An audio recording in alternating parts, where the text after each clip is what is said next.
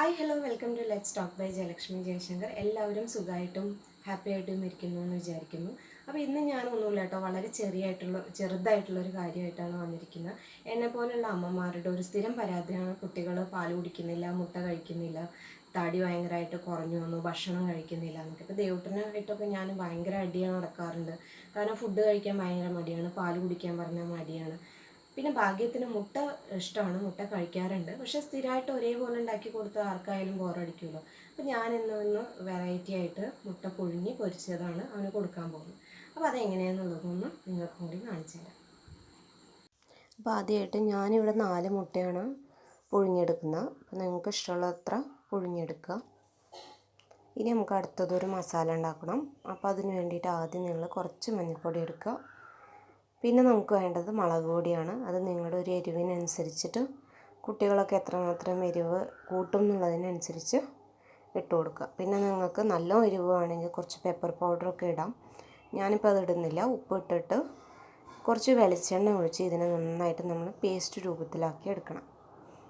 അപ്പോൾ ആവശ്യത്തിന് ഇങ്ങനെ എണ്ണ ഒഴിച്ചിട്ട് അതൊന്നും ഇങ്ങനെ പേസ്റ്റ് രൂപത്തിലാക്കി എടുക്കുക. അപ്പോൾ നിങ്ങൾക്ക് ഇത് എന്താ പറയുക, ഈ ഒരു മുട്ട ഭയങ്കര മസാലയൊക്കെ പിടിച്ചിട്ടുള്ളതായിരിക്കും. അപ്പോൾ ചില സമയങ്ങളിൽ നമ്മളില്ലേ വെറുതെ ഒന്ന് ബിരിയാണി അരി കൊണ്ട് നെയ്ച്ചോറ് ഉണ്ടാക്കി വയ്ക്കും. പക്ഷെ അന്ന് നമുക്ക് ചിക്കനൊന്നും ചിലപ്പോൾ വാങ്ങിച്ചിട്ടുണ്ടായിരിക്കില്ല. അപ്പോൾ അതിൻ്റെ കൂടെയൊക്കെ ഇത് കഴിക്കാൻ വേണ്ടിയിട്ട് നല്ലതായിരിക്കും. പിന്നെ അതല്ലാണ്ട് വെറുതെ കഴിക്കുന്നതും ടേസ്റ്റിയാണ്. പിന്നെ എന്തിനെങ്കിലുമൊക്കെ കൂടെ അല്ലെങ്കിൽ ഒരു ഗസ്റ്റ് വന്നു അപ്പോൾ ഒരു അഡീഷണൽ ഡിഷായിട്ട് നിങ്ങൾക്കിത് കൊടുക്കാം. അങ്ങനെ നമുക്ക് നല്ല ടേസ്റ്റി ആയിട്ട് പ്രസൻറ്റ് ചെയ്യാൻ പറ്റുന്ന ഒരു ഡിഷാണ് കേട്ടോ. ഇത് നല്ലതാണ്, നല്ല ടേസ്റ്റിയാണ്.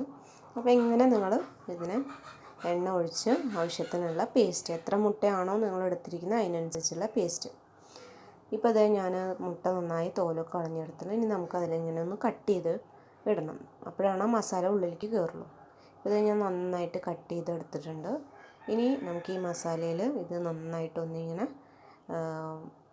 മസാലയിൽ ചേർത്ത് ഇളക്കാം. അപ്പോൾ ഈ എഗ്ഗിൻ്റെ ഉള്ളിലേക്കൊക്കെ മസാല നന്നായിട്ട് ഫില്ലായിക്കോളും. ഇതാണ്ടില്ലേ, ഇതുപോലെ ഞാനത് മൊത്തം ഫില്ല് ചെയ്ത് വെച്ചിട്ടുണ്ട്. ഇനി നമുക്കിതൊരു 1/2 അവറോളം ഒന്ന് അടച്ചു വയ്ക്കാം. അപ്പോൾ അത് നന്നായി മസാല പിടിക്കും. ഒരു 1/2 അവർ കഴിഞ്ഞിട്ടുണ്ട്. ഞാനിതൊന്ന് തുറന്ന് ഇനി അടുത്തതായിട്ട് ഫ്രൈ ചെയ്യാൻ വേണ്ടി പോവാണ്.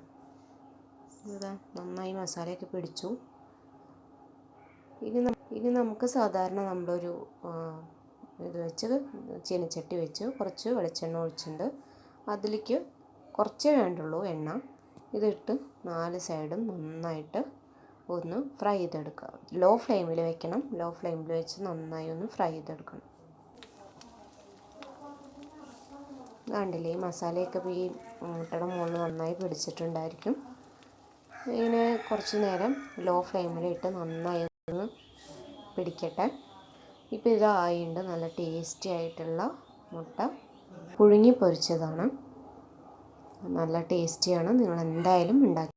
അപ്പോൾ കണ്ടില്ലേ, നിങ്ങളും കൂടി ഇങ്ങനെ ഒന്ന് ട്രൈ ചെയ്ത് നോക്കണം വീട്ടിൽ. നല്ല ടേസ്റ്റിയാണ്. കുട്ടികൾക്ക് മാത്രമല്ല വലിയ ആളുകൾക്കും ഇഷ്ടമാവുന്ന തരത്തിലാണ് ഇതിൻ്റെ ഒരു ടേസ്റ്റ് ഉള്ളത്. അപ്പോൾ എല്ലാവരും ട്രൈ ചെയ്ത് നോക്കുമെന്ന് വിചാരിക്കുന്നു.